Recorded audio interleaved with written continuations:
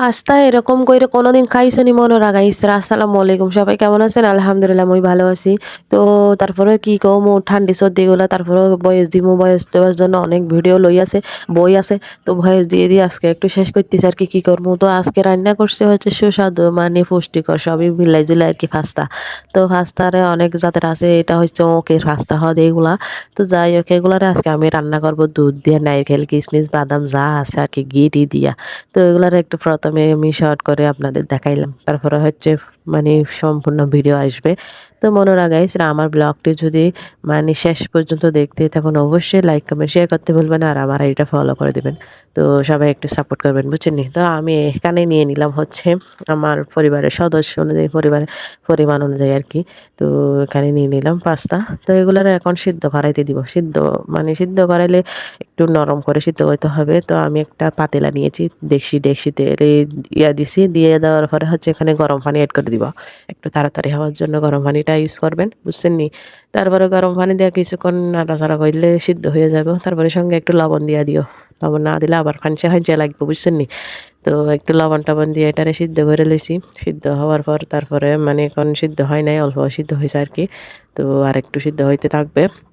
তারপরে এগুলোর জন্য আমি কি লাগবে সেগুলো একটু নিয়ে নিলাম। এখানে আমি নিয়ে নিলাম হচ্ছে নারকেল, তারপর হচ্ছে কিশমিশ আর বাদাম। তো নারকেলটা এভাবে দিছি যে কারণ পাস্তা যখন এরকম নারকেলও এভাবে দিলাম। ওই কি বলে যে এগুলাকে ছোট, ছোট করে দিই নাই আরকি। তারপরে এখানে লিকুইড মিল্ক দিব পরিমাণ অনুযায়ী যতটুকু লাগে আরকি। তারপরে দিলাম হচ্ছে নারকেলগুলা।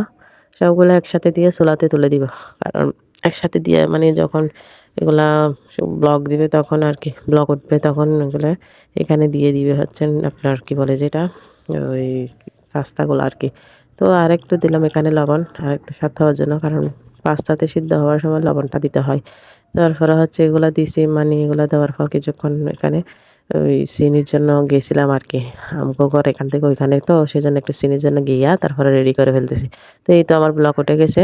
ওটা যাওয়ার পরে এবার আমি এখানে দিয়ে দিব পাস্তাগুলা। তো পাস্তাগুলা দিয়ে নেড়ে-চেড়ে কতক্ষণ রান্না করব। নেড়ে-চেড়ে রান্না করছি স্বাদ হয়েছে কিনা অবশ্যই চেক করে দেখবেন। চিনি-টিনি সবকিছু মানে পারফেক্ট হয়েছে কিনা আরকি। তারপরে এখানে আমি একটা ঘাওয়া ঘি ছিল প্রাণ গাওয়া ঘি। তো এখান থেকে অল্পখানি উপরে দিব। কারণ একটু মানে স্বাদ খুসবা হইলে একটু মজাই লাগে। তো একটুখানি দিয়েছি, বেশি দিই নাই। আবার আমার ঘির ফ্লেভারটা ভালোই লাগে না। তো যাই হোক সবার ফ্লেভারের জন্য একটু দিলাম আরকি, সবার স্বাদের জন্য তো দিয়েছি। এবার বাটি ভরে নিচ্ছি খাওয়ার জন্য। শুকিয়ে ফেলবেন একটুখানি মানে একটু ভিজা রাখবেন। তো অনেক সুস্বাদু কিন্তু এটা অনেক পুষ্টিকর। তো মনোরা গাইসরা আমার ব্লগ কেমন লাগে অবশ্যই কমেন্ট করে জানাবেন বুঝছেন নি? তো মিক্সার সবকিছু মিক্সার করে বলছি আজকে। তো কি কমু আর এই সুস্বাদু পুষ্টিকর জিনিসটা সবসময় বানাই খাবেন বুঝছেন নি? এখানে মানে বাদামটাও পুষ্টিকর, কিশমিশ, নারকেল, তারপরে সঙ্গে দুধ, ঘি এগুলা সবই পুষ্টিকর। তো বাচ্চাদের জন্য এটা অনেক উপকারী। তো ভালো থাকবেন। আল্লাহ হাফেজ।